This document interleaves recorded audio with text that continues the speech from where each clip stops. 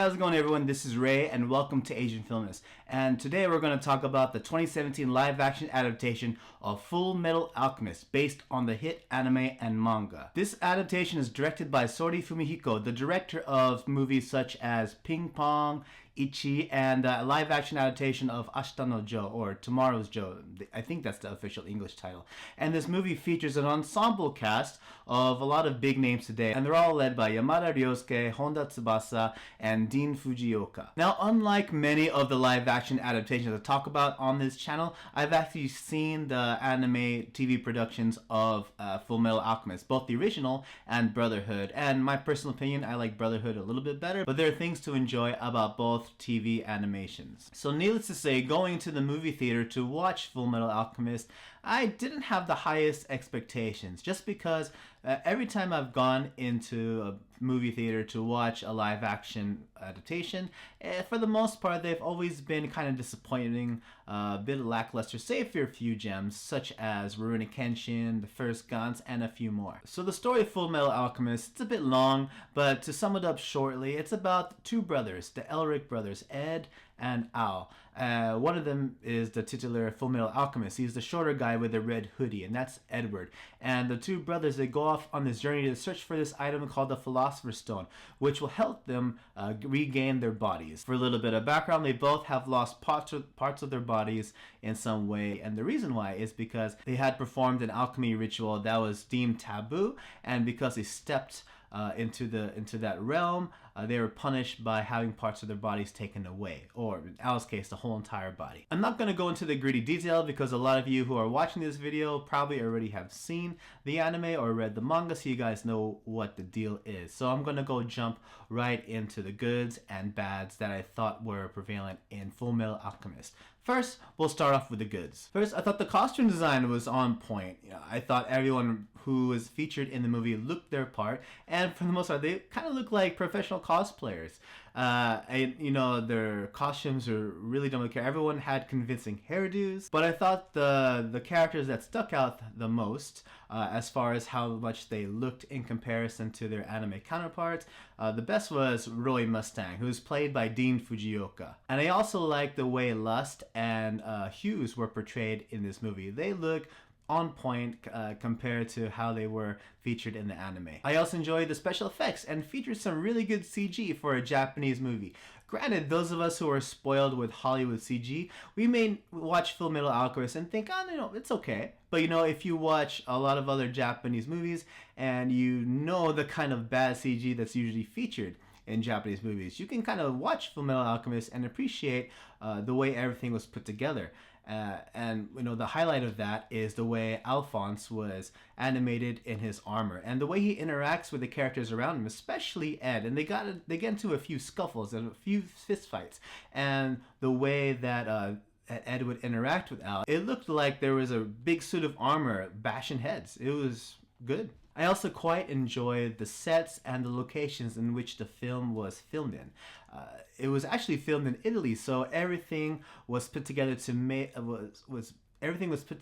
look like an actual European city because it was shot in Europe. If you guys don't know, the characters and the setting of the original anime and manga were kind of designed off of a European landscape. But of course, it doesn't actually take place in Europe. It takes place in a fantasy world, but the fact that they preserved the feeling was awesome. I thought some of the action and fight scenes were pretty cool. I thought the soundtrack was quite nice.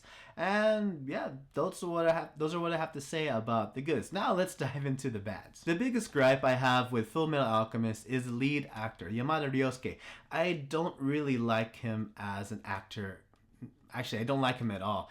If you've seen Assassination Classroom, the two live-action adaptations, Yamada Ryousuke played the main character in those two movies. Not Koro Sensei, but the main high school kid. But anyway, they brought him over to Fullmetal Alchemist, and I don't know about you guys, but the moment they announced him as the lead character, I kind of cringed. Like, really? Come on, you could find a better actor than Yamada Ryousuke. But I think, because he's a part of Johnny's, it's this talent agency that features some of the biggest boy bands out in Japan right now, and Yamada is a member of Johnny's. But because he's backed by one of the biggest talent agencies in Japan, it's easy for him to get cast in Fullmetal Alchemist. And I'm pretty sure they cast him just for the look. I mean, he does have a pretty face, and he does have a lot of fans, but as an actor, he needs a lot of work. And the actress who played Winry, Honda Tsubasa, I usually think she's a decent actress. I've seen a few of her other movies in the past.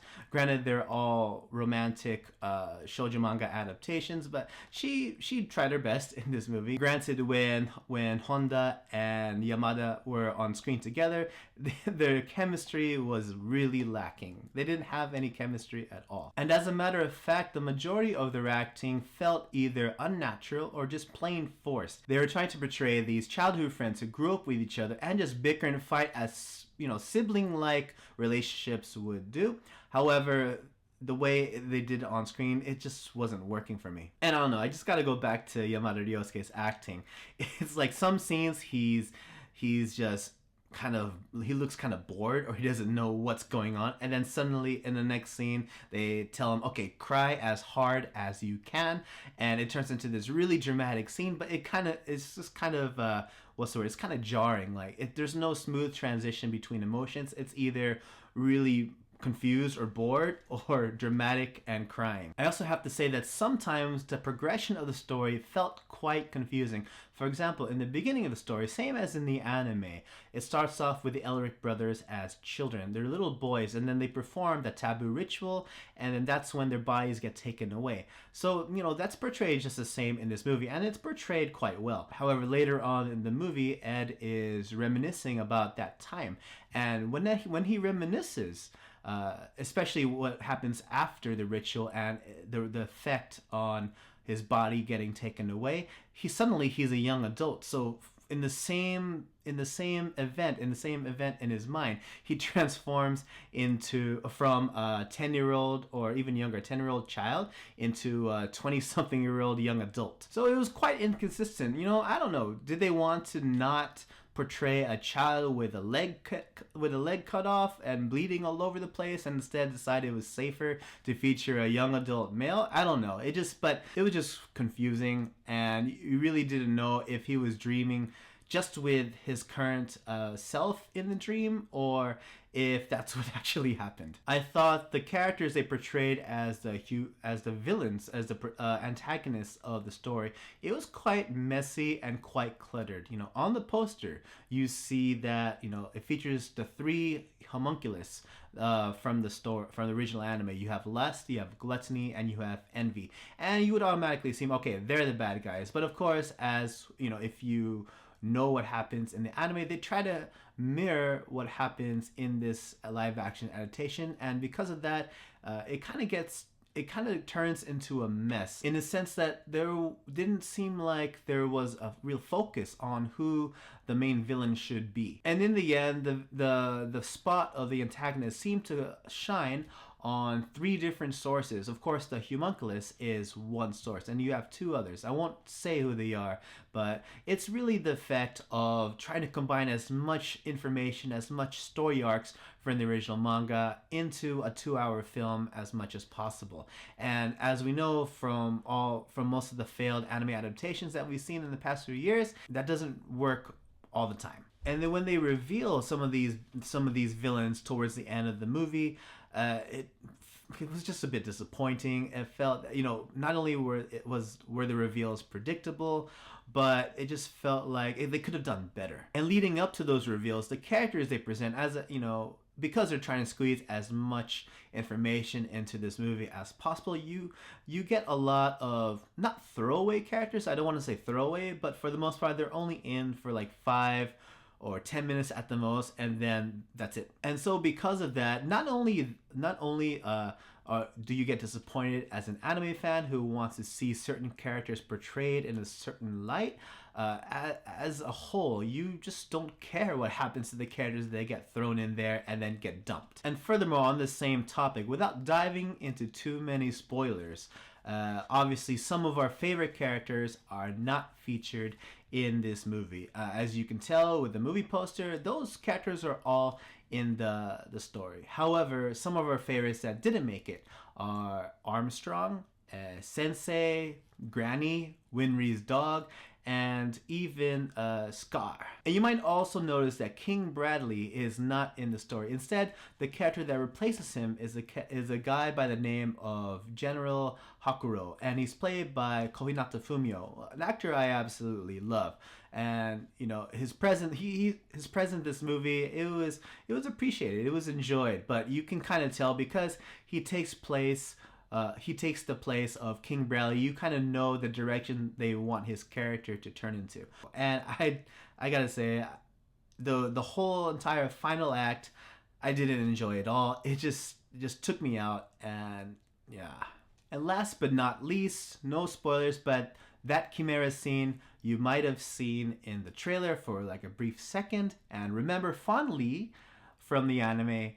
It's in this movie too. However, I felt the way they revealed it, the way they led up to it, because everything happened so quickly, it wasn't nearly as impactful as it was when you watched it the first time in the anime. And I hope you guys know what I'm talking about. But overall, Fullmetal Alchemist, as an adaptation, I was disappointed. I walked out of the theater with the same level of disappointment I had when I watched the Attack on Titan live action adaptations. I don't know if it's the same level as bad as Attack on Titan, but I left the theater with the same level of disappointment. As a standalone movie, it kind of works. Granted, it skips over a lot of the themes that made the original anime and story really strong. And if I were to have watched this movie without really knowing anything about the anime, I would have kind of wanted a longer, fleshed out story. Because, as I said, they skim over everything.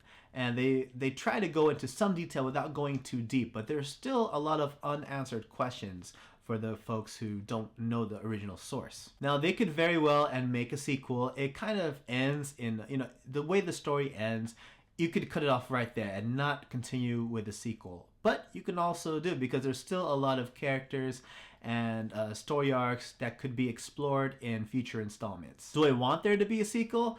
Not really. I felt that it did enough damage as it did. Do I recommend this movie? You can watch it. I mean, just to say that you've watched it. If you're a fan of the original manga and anime, you be disappointed, but you can say that you watched it. But I don't know, correct me if I'm wrong. Tell me what you guys think. What kind of questions did you guys have? Let me know in the comment section below. And thank you guys for watching. Those are my thoughts on Fullmetal Alchemist, the live action adaptation. Don't forget to leave a like on this video and subscribe to Asian Filmist for more reviews and discussions of Asian films. You can follow us on Facebook and Twitter. And by all means, follow me on Twitter at RayMaru555 to talk out more about Asian films. Alright, thank you guys again, and I hope to see you all in the next video. Take it easy, guys.